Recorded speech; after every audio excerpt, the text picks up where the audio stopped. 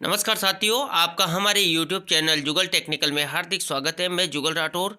दोस्तों, इस वीडियो में हम बात करेंगे प्रारंभिक शिक्षा पूर्णता प्रमाण पत्र कक्षा 8 परीक्षा 2023 को लेकर पूरे दिशा निर्देश जारी हो चुके हैं। इसके लिए आपको क्लास 8 के जो सत्रांक निकालने हो, किस प्रकार निकालने हैं, क्या फॉर्मूला है, और जो 15 नंबर आपको 20 नंबर भेजने हैं वो 15/5 का फॉर्मूला क्या है सभी विद्यालयों के लिए, तो पूरे दिशा निर्देश क्या हैं एग्जाम को लेकर मैं आपको इस वीडियो में देने वाला हूं। तो कंप्लीट पूरा वीडियो देखें। और आप हमारे चैनल पे नए हैं और अभी तक आपने हमारे चैनल को सब्सक्राइब नहीं किया तो चैनल को सब्सक्राइब करें, बेल आइकन प्रेस करें, क्योंकि इसी लेटेस्ट जानकारी मैं आपको लगातार देता रहता हूं। तो शुरू करते हैं। तो देखिए, कक्षा 8 बोर्ड परीक्षा 2023 को लेकर दिशा निर्देश जारी हो चुके हैं। तो देखिए यहाँ पर प्रारंभिक शिक्षा पूर्णता प्रमाण पत्र कक्षा 8 परीक्षा 2023 हेतु दिशा निर्देश जारी करने के क्रम में यहाँ पर जो बोर्ड परीक्षा है कक्षा 8 की परीक्षा 2023 उसके दिशा निर्देश जारी हो चुके हैं। इसमें सभी के कार्य और दायित्व निर्धारित कर दिए गए हैं और जो मुख्य कार्य विद्यालय के हैं वो क्या क्या हैं और क्या क्या काम आपको करने हैं। तो देखिए यहाँ पर हम बात कर लेते हैं जो प्रारंभिक शिक्षा पूर्णता प्रमाण पत्र परीक्षा कक्षा 8 2023 हेतु प्रस्तावित दिशा निर्देश है वो देखिए। तो यहाँ पर देखिए सत्र 15-16 से कक्षा 8वीं परीक्षा हेतु वार्षिक मूल्यांकन परीक्षा के तर्ज पर प्रारंभिक शिक्षा पूर्णता प्रमाण पत्र परीक्षा कक्षा 8 के आयोजित करने का निर्णय राज्य सरकार द्वारा लिया गया था। ये परीक्षा निःशुल्क एवं अनिवार्य बाल शिक्षा अधिकार अधिनियम 2009 की धारा 30(2) के तहत विद्यार्थियों को दिए जाने वाले प्रारंभिक शिक्षा पूर्णता प्रमाण पत्र के लिए आधार मूल्यांकन प्रणाली रही है। दिनांक 29/9/2015 को शासन सचिव स्कूल शिक्षा भाषा विभाग की अध्यक्षता में आयोजित राज्य स्तरीय बैठक में उक्त परीक्षा संबंधी महत्वपूर्ण निर्णय लिए गए। शासन उप सचिव प्रारंभिक शिक्षा विभाग और राजस्थान सरकार जयपुर के आदेश क्रमांक के द्वारा पंजीयक शिक्षा विभाग की परीक्षाएं राजस्थान बीकानेर को प्रारंभिक शिक्षा पूर्णता प्रमाण पत्र परीक्षा हेतु कक्षा 8 हेतु नोडल एजेंसी नियुक्त करते हुए माध्यमिक शिक्षा बोर्ड राजस्थान अजमेर को पाबंद किया गया कि इस परीक्षा के आयोजन पर होने वाले व्यय का वहन राजस्थान अध्यापक पात्रता परीक्षा रेट से प्राप्त आय से किया जाएगा। वर्ष 2023 के लिए आयोजित परीक्षा हेतु शिक्षा विभाग के विभिन्न संगठनों कार्यालयों को दायित्व सौंपे जाते हैं। तो देखिए यहाँ पर क्या क्या दायित्व कार्य हैं, उसके दिशा निर्देश क्या क्या हैं। यहाँ पर देखिए निदेशालय प्रारंभिक शिक्षा राजस्थान बीकानेर के कार्य और दायित्व क्या क्या हैं। इसी प्रकार देखिए राजस्थान राज्य शैक्षिक अनुसंधान परिषद परीक्षण परिषद उदयपुर के कार्य और दायित्व क्या हैं। इसी प्रकार देखिए यहाँ पर राजस्थान स्कूल शिक्षा परिषद जयपुर के कार्य दायित्व हैं। इसी प्रकार देखिए NIC शिक्षा संकुल जयपुर के कार्य और दायित्व भी यहाँ पर दिए गए हैं। इसी प्रकार देखिए कार्यालय पंजीयक शिक्षा विभाग की परीक्षाएं राजस्थान बीकानेर के कार्य और दायित्व भी यहाँ पर दिए गए हैं। इसी प्रकार देखिए शिक्षा विभाग के संभाग और जिला स्तरीय अधिकारियों के कार्य और दायित्व भी यहाँ पर सौंप दिए गए हैं। इसी प्रकार देखिए जिला शिक्षा प्रशिक्षण संस्थान डाइट्स के कार्य और दायित्व भी यहाँ पर दिए गए हैं। इसी प्रकार यहाँ पर देख सकते हैं अब आप जो मुख्य ब्लॉक शिक्षा अधिकारी हैं उनके कार्य और दायित्व क्या हैं। अब इसके बाद देखिए जो मुख्य कार्य हैं वो विद्यालय के हैं और विद्यालय में आपको क्या क्या कार्य करने हैं। तो देखिए यहाँ पर सबसे पहले हम बात करेंगे ग्रेडिंग स्केल की। तो देखिए निःशुल्क एवं अनिवार्य बाल शिक्षा अधिकार अधिनियम 2019 संशोधित 15 सितंबर 2020 के राजस्थान राजपत्र विशेषांक में वर्णित प्रावधान के तहत वर्तमान में कक्षा 8 की परीक्षा में उत्तीर्ण होने वाले ग्रेड E विद्यार्थियों को आगामी कक्षा में क्रमोन्नत नहीं करने का निर्णय लिया गया है। तो यहाँ पर मैं आपको बता दूं कि कक्षा 8 का जो परीक्षा होती है उसमें अगर कोई स्टूडेंट अनुत्तीर्ण हो जाता है तो उसको आगामी कक्षा में क्रमोन्नत नहीं करने का निर्णय भी लिया गया है। अब यहाँ पर देखिए ग्रेडिंग और स्केल क्या क्या है। तो देखिए यहाँ पर 86 से 100% के बीच में अगर लाता है तो यहाँ पर A ग्रेड है, 71 से 85 के बीच यहाँ पर B ग्रेड, 51 से 70% है तो यहाँ पर देखिए C ग्रेड, और 30 से 50 है तो D ग्रेड, और 0 से 32 है तो यहाँ पर E ग्रेड का प्रावधान दिया गया है।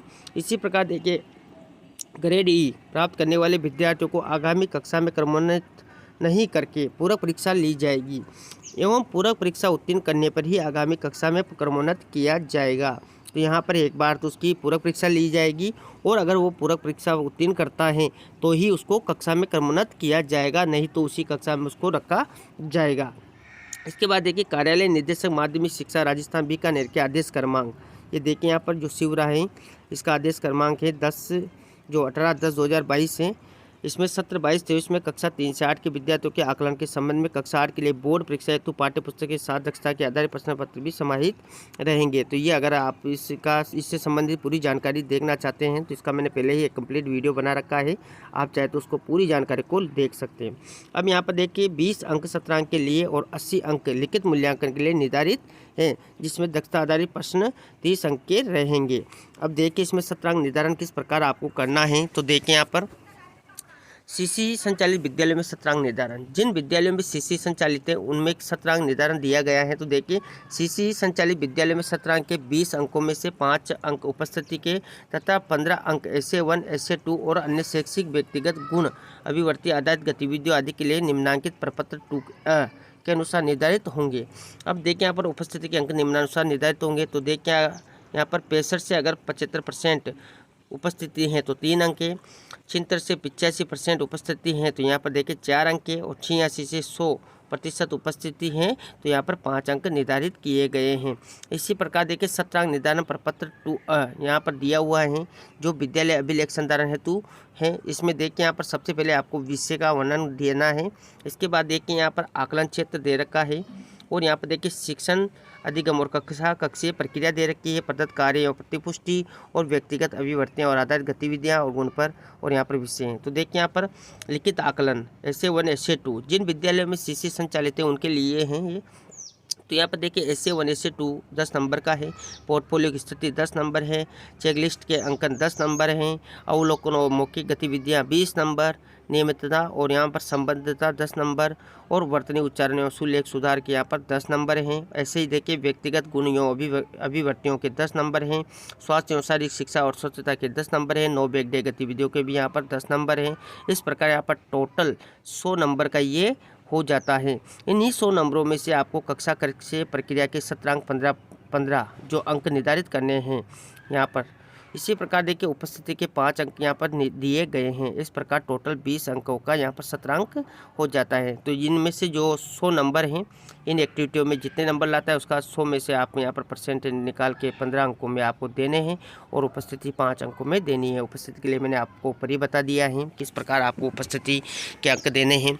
इसके बाद देखिए यहाँ पर नीचे, अब यहाँ पर देखिए राजस्थान के शिक्षा में बढ़ते कदम यानी कि RKSM-BK के अंतर्गत कार्य आकलन कराने वाले विद्यालयों में सत्रांक निर्धारण किस प्रकार होगा। तो यहाँ पर देखिए ये जो आदेश हैं 18/10/2022 शैक्षिक सत्र 22-23 में कक्षा 3 से 8 के विद्यार्थियों के आकलन के संबंध में राजस्थान की शिक्षा में बढ़ते कदम अंतर्गत ऐसे विद्यालय जहां RKSM-BK के अंतर्गत आकलन लिया जा रहा है सत्रांक निर्धारण प्रपत्र 2B के अनुसार रहेगा। तो देखिए जिनमें RKSM-BK एग्जाम हुआ है उनके सत्रांक निर्धारण किस प्रकार होंगे तो भी आप देखिए। इसके लिए यहाँ पर पत्र जो है वो निर्धारित कर दिया गया था कि सत्रांक निर्धारण प्रपत्र 2B। अब यहाँ पर देखिए विद्यालय अभिलेख संधारण हेतु यहाँ पर विषय का आप उल्लेख करते हैं, सभी विषय का यहाँ पर अलग अलग उल्लेख कर सकते हैं आप। अब यहाँ पर देखिए छात्र छात्रा का नाम है। अब देखिए यहाँ पर RKSM-BK 1 30 जो 3 सब्जेक्ट हैं वो 30 नंबर का है। इसी प्रकार देखिए RKSM-BK 2 और अर्धवार्षिक परीक्षा तीनों सब्जेक्ट यहाँ पर RKSM-BK 30 नंबर, और अन्य सब जो सब्जेक्ट हैं जिनके अर्धवार्षिक परीक्षा आपने लिए हैं RKSM-BK सब्जेक्ट उनके 40 अंक। इस प्रकार यहाँ पर 70 अंक का ये हो जाता है। 30 और 70 मिलाकर यहाँ पर 100 अंक हो जाते हैं। अब इन्हीं 100 अंकों का आपको योग का 80% यानी कि 80 अंक निकालना है। यहाँ पर 100 में से आपको 80% इसका निकालना है। इसके बाद देखिए 80 अंक होने पर यहाँ पर देखिए प्रथम परक 10 अंकों का और द्वितीय परक यहाँ पर 10 अंकों का। इस प्रकार 80, 10 और 10 मिलाकर यहाँ पर सरयोग 100 हो जाता है। और इन्हीं 100 अंकों में से आपको कक्षा कक्षीय प्रक्रिया के सत्रांक 15 निकालने हैं, और उपस्थिति यहाँ पर 5 अंक हैं। जो उपस्थिति का मैंने आपको ऊपर ही वर्णित कर दिया है कि कितनी उपस्थिति की कितने आपको अंक देने हैं। इस प्रकार यहाँ पर सत्रांक भी 20 अंकों का हो जाता है। तो ये देखिए यहाँ पर नोट दिया हुआ है, इसको आप अच्छे से समझे। ये जो सत्रांक निर्धारण प्रपत्र 2B हैं ये ओनली हिंदी, अंग्रेजी, गणित विषय के लिए हैं। इसके अतिरिक्त विशेष विषयों का सत्रांक निर्धारण प्रपत्र 2S के अनुसार होगा। अब इसका जो हिंदी, अंग्रेजी, गणित विषय हैं यहाँ पर उसका लिए ये प्रपत्र हैं, और अब जो आपके अन्य विषय हैं उसके लिए प्रपत्र 2S होगा। देखिए वो भी मैं आपको बता देता हूँ।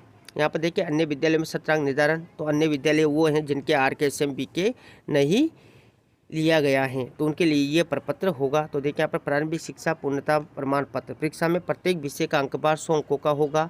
इसमें 20 अंक सत्रांक हेतु एवं 80 अंक प्रारंभिक शिक्षा पूर्णता प्रमाण पत्र परीक्षा हेतु निर्धारित हैं। सत्रांक के 20 अंकों में से 5 अंक उपस्थिति के आधार पर और 15 अंक प्रथम परक, द्वितीय परक और अर्धवार्षिक परीक्षा और 9 बैकडे गतिविधियों के लिए निम्नांकित प्रपत्र स के अनुसार सत्रांक निर्धारित होंगे। अब यहाँ पर देखिए सत्रांक निर्धारण प्रपत्र स, यहाँ पर देखिए छात्र छात्रा का नाम है, प्रथम परक 10 नंबर का, द्वितीय परक 10 नंबर का, अर्धवार्षिक परीक्षा है 70 नंबर की और यहाँ पर देखिए 9 बैकडे गतिविधियाँ यहाँ पर 10 नंबर की रहेगी। तो इस प्रकार यहाँ पर टोटल 100 नंबरों का हो जाता है और इन्हीं 100 नंबरों में से आपको 15 नंबर जो है कक्षा कक्षीय प्रक्रियाओं के निकालने हैं, मतलब 15 अंक इनमें से देने हैं आपको। ये जो आपने एक्टिविटी करवाई है प्रथम परक, द्वितीय परक और अर्धवार्षिक परीक्षा है और 9 बैकडे, इन्हीं 100 नंबरों में से आपको 15 अंक जो है सत्रांक के निर्धारण करने हैं और 5 अंक उपस्थिति के होंगे। इस प्रकार यहाँ पर टोटल 20 अंक आपको सत्रांक के भेजने हैं। इसके बाद देखिए सामान्य दिशा निर्देश दिए हैं। इससे पहले आप देख लें कि तीनों जो प्रपत्र हैं वो अलग अलग स्थिति में है। पहला जो परिपत्र था वो सीसीए संचालित विद्यालयों के लिए है, दूसरा जिनमें RKSM-BK संचालित होता है और तीसरा वो है जिसमें RKSM-BK संचालित नहीं होता और जो अन्य विषय हैं जिनका RKSM-BK नहीं हुआ है उनके लिए यह परिपत्र काम में लिया जाएगा। तो इस प्रकार आपको तीनों परिपत्र और सत्रांक की स्थितियां मैंने आपको बताई जो कक्षा 8 बोर्ड में रहने वाली है। इसके बाद देखिए सामान्य दिशा निर्देश भी यहाँ पर दिए गए हैं।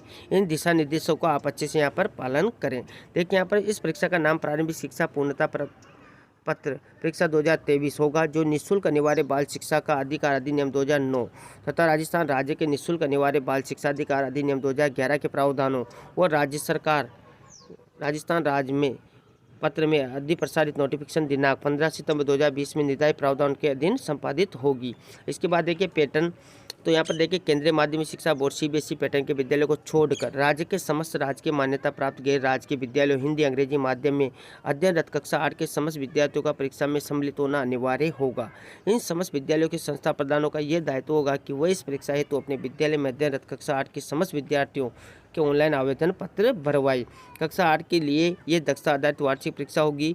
इसके अतिरिक्त विद्यालय स्तर पर किसी प्रकार के अन्य कोई परीक्षा नहीं ली जाएगी। इसके बाद देखिए कुछ अन्य जानकारी भी यहाँ पर दी गई हैं, उसको भी आप अच्छे से देख लें। नेत्रहीन एवं मुख बधिर विद्यार्थियों के लिए इस दक्षता आधारित परीक्षा में भाग लेना अनिवार्य होगा। ऐसे परीक्षार्थियों को माध्यमिक शिक्षा बोर्ड राजस्थान में द्वारा विशेष आवश्यकता वाले बालक बालिकाओं को उपलब्ध कराई जाने वाली सुविधा शिथिलता उपलब्ध कराने हेतु जारी प्रपत्र 33 अनुसार लाभ दिया जाएगा। राज्य में संचालित मान्यता प्राप्त उर्दू सिंधी माध्यम के विद्यालयों के विद्यार्थियों के लिए राज्य स्तरीय परीक्षा में भाग लेना अनिवार्य होगा। इस हेतु ऐसे विद्यार्थियों के लिए भाषा विषय के प्रश्न पत्रों के अतिरिक्त शेष विषय सामाजिक विज्ञान, विज्ञान, गणित के अन्य प्रश्न पत्र संबंधित माध्यम में प्रदान किए जाएंगे। उपस्थिति और उनकी गणना, तो देखिए कक्षा 8 में अध्ययनरत नियमित विद्यार्थियों के लिए प्रवेश लेने की तिथि से प्रारंभिक शिक्षा पूर्णता प्रमाण पत्र परीक्षा की तैयारी अवकाश से पूर्व दिवस तक न्यूनतम 75% उपस्थिति का होना अनिवार्य है। संस्था प्रधानों द्वारा विद्यार्थियों की रुग्णता अथवा अन्य युक्त कारणों के आधार पर विवेकानुसार उपस्थिति में 10% की छूट दी जा सकती है। परीक्षा हेतु विद्यार्थियों से कोई शुल्क नहीं लिया जाएगा। मूल 6 विषयों का दक्षता आधारित परीक्षा द्वारा मूल्यांकन किया जाएगा। कला शिक्षा, कार्यानुभव, स्वास्थ्य और शारीरिक शिक्षा विषयों के लिए विद्यालय स्तर पर किए गए शैक्षिक कार्यों तथा गतिविधियों के आधार पर 5 पॉइंट स्केल पर आधारित ग्रेड दी जाएगी। सानुग्रह अंक, यहाँ पर देखिए चूंकि निःशुल्क अनिवार्य बाल शिक्षा अधिकार अधिनियम 2019 संशोधित के तहत वर्तमान में कक्षा की परीक्षा में संचालित सत्र में अनुत्तीर्ण होने वाले विद्यार्थियों को आगामी कक्षा में क्रमोन्नत नहीं किया जाएगा। न्यूनतम उत्तीर्णांक से कम अंक प्राप्त करने वाले विद्यार्थियों को सानुग्रह अंक देने का प्रावधान किया जाता है। एक विषय में अधिकतम अंक के 5% या 2 विषय होने पर अधिकतम 2 अंक के 2-2% अंक दिए जाएंगे। इस प्रकार उनको यहाँ पर सानुग्रह अंक प्रदान किए जाएंगे। पुनः मूल्यांकन का प्रावधान नहीं रखा गया है। केवल डाइट स्तर पर पुनः गणना की जा सकेगी। शाला दर्पण पोर्टल पर पुनः गणना हेतु आवेदन किया जा सकेगा। इसके लिए डाइट द्वारा ₹100 प्रति विषय दर से पुनः गणना शुल्क लिया जाएगा। समस्त डाइट में पुनः गणना संबंधी व्यवस्था में एकरूपता सुनिश्चित करने हेतु निम्न निर्देशों का पालन किया जाएगा। इसके बाद देखिए पुनः गणना आवेदन की अंतिम तिथि, तो देखिए परीक्षा परिणाम घोषणा से 9 दिवस के भीतर यहाँ पर पुनः गणना आवेदन की अंतिम तिथि रहती है। डाइट द्वारा संग्रहण और मूल्यांकन केंद्रों के माध्यम से पुनः गणना कार्य संपादन हेतु समय अवधि आवेदन की अंतिम तिथि से 10 दिवस के वितर। पुनर्गणना पश्चात के ग्रेड परिवर्तन की स्थिति में संशोधित ग्रेडिंग युक्त प्रमाण पत्र वितरण पुनर्गणना कार्रवाई संपादन की अंतिम तिथि से 7 दिवस के भीतर। इसी प्रकार देखिए निःशुल्क अनिवार्य बाल शिक्षा अधिकार अधिनियम 2009 के तहत विद्यार्थी को विद्यालय में नियमित शिक्षण कराना है, अतः इस परीक्षा में स्वयं पाठी विद्यार्थी हेतु कोई प्रावधान नहीं है।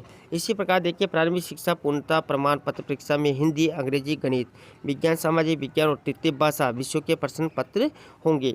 अब यहाँ पर देखिए इसके सफल जो आयोजन है इसके लिए जिला स्तरीय समिति है उनका गठन कर दिया गया है। इसके बाद देखिए यहाँ पर ब्लॉक स्तरीय जो समिति है उसका भी गठन कर दिया गया है। इसके बाद देखिए यहाँ पर प्रारंभिक शिक्षा पूर्णता प्रमाण पत्र परीक्षा के आयोजन में हर कदम पर विशेष सावधानी आवश्यक है। इसके लिए क्या क्या करना है देखिए, प्रश्न पत्र प्राथमिकता अनुसार सर्वप्रथम थाने में, यदि थाना परीक्षा केंद्र के नज़दीक ना हो तो नज़दीक की पुलिस चौकी में, यदि पुलिस चौकी भी नज़दीक न हो तो पूर्ण सुरक्षा बंदोबस्त के साथ विद्यालय में रखवाया जाना सुनिश्चित किया जाए। विद्यालय में प्रश्न पत्र रखने की स्थिति में केंद्राध्यक्ष द्वारा राउंड द क्लॉक कार्मिकों की ड्यूटी लगाकर प्रश्न पत्रों की सुरक्षा सुनिश्चित की जाएगी। केंद्र अध्यक्ष अनिवार्य रूप से हर समय मुख्यालय पर मौजूद रहेंगे। उत्तर पुस्तिकाओं के मूल्यांकन, अंक मिलान और महत्वपूर्ण कार्यों में पूर्ण गोपनीयता बरती जाएगी। इस प्रकार देखिए उत्तर पुस्तिकाओं का मूल्यांकन अनुभवी, जिम्मेदार और योग्य शिक्षकों से ही करवाया जाएगा। मूल्यांकन स्तर पर किसी भी अनाधिकृत व्यक्ति का प्रवेश वर्जित होगा। मूल्यांकन हेतु समस्त पुस्तिकाओं के बंडल मूल्यांकन केंद्र से बाहर नहीं लिए जा सकेंगे। तो इस प्रकार ये हैं। इसके बाद देखिए यहाँ पर कुछ जानकारी और भी दी गई हैं। यहाँ पर आप देख सकते हैं परीक्षा समाप्ति के तत्काल पश्चात उत्तर पुस्तिकाएं सुरक्षित रूप से निर्धारित संग्रहण केंद्र पर जमा करवाई जाएगी। प्रधानाचार्य, डाइट, मुख्य जिला शिक्षा अधिकारी, प्रारंभिक और माध्यमिक मुख्यालय जिले को क्षेत्रवार वर्गीकृत कर परीक्षा के पर्यवेक्षण और प्रबंधन का उत्तरदायित्व वहन करेंगे। सही निर्देशक स्कूल शिक्षा प्रतिदिन सायंकाल अपने संभाग की परीक्षा सूचना कार्यालय और पंजीयक शिक्षा विभाग की परीक्षा राजस्थान बीकानेर के नियंत्रण को देंगे। जिला अंतर्गत एवं ब्लॉक की उत्तर पुस्तिकाओं का मूल्यांकन दूसरे ब्लॉक के मूल्यांकन केंद्र से करवाए जाए। उक्तानुसार गोपनीयता के लिए पूर्ण सावधानी बरती जाए। उत्तर पुस्तिकाओं के मूल्यांकन कार्य हेतु निकटतम स्थानों पर कार्यरत प्रेक्षकों को ही लगाया जाकर उनसे निर्धारित अवधि में मूल्यांकन कार्य अनिवार्य रूप से पूर्ण करवाया जाए। मूल्यांकन पश्चात सभी मूल्यांकन केंद्रों से एकत्रित उत्तर पुस्तिकाएं डाइट्स में संकलित कर आगामी सत्र की समाप्ति तक सुरक्षित रखी जाएगी। विवादित उत्तर पुस्तिकाओं को सुरक्षित रखा जाएगा। विवादित उत्तर पुस्तिकाओं की नीलामी नहीं की जाएगी। भाषा विषय के अतिरिक्त अन्य सभी विषयों के प्रश्न पत्र हिंदी और अंग्रेजी दोनों माध्यमों में होंगे। प्रारंभिक शिक्षा पूर्णता प्रमाण पत्र कक्षा 8 2023 परीक्षा उत्तर पुस्तिका जाँच कार्य करने वाले परीक्षक को 5 रुपये कॉपी दे होगी। यहाँ पर जो भी कॉपी चेक की जाएगी उसके प्रति कॉपी के 5 रुपये दिए जाएंगे, जिसका बजट आवंटन प्रारंभिक शिक्षा के राज्य मध्य के उपमध्य BLS द्वारा होगा। इसके लिए पंजीयक शिक्षा विभाग परीक्षा राजस्थान बीकानेर से अनुमोदन आवश्यक रूप से रहेगा। इसी प्रकार देखिए स्टेशनरी को लेकर क्या है, तो यहाँ पर देखिए जिला स्तर पर गठित मूल्यांकन संग्रहण वितरण केंद्रों को स्टेशनरी अन्य खर्चों हेतु 2000 रुपये प्रति केंद्र को एक मुश्त राशि देगी, जिसका बजट आवंटन प्रारंभिक शिक्षा के राज्य मध्य के उपमध्य BLS से होगा। इस प्रकार ये कार्य यहाँ पर होगा। इसके बाद देखिए यहाँ पर परीक्षा में सम्मिलित होने वाले हेतु आयु संबंधी प्रावधान भी यहाँ पर किया गया है। 1 मार्च 2023 को आवेदक की अधिकतम आयु 6 वर्ष से अधिक नहीं हो।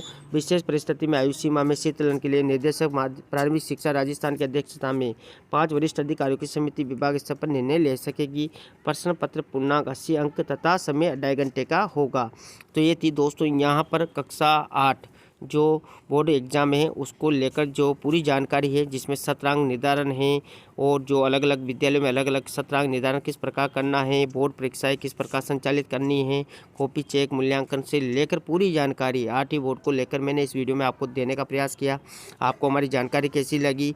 जानकारी अच्छी लगी तो लाइक शेयर करें, और अभी तक आपने हमारे चैनल को सब्सक्राइब नहीं किया तो चैनल को सब्सक्राइब करें, बेल आइकन प्रेस करें, क्योंकि ऐसी लेटेस्ट जानकारी मैं आपको लगातार देता रहता हूँ। धन्यवाद दोस्तों, फिर मिलते हैं नई वीडियो में नई जानकारी के साथ। तब तक के लिए जय हिंद।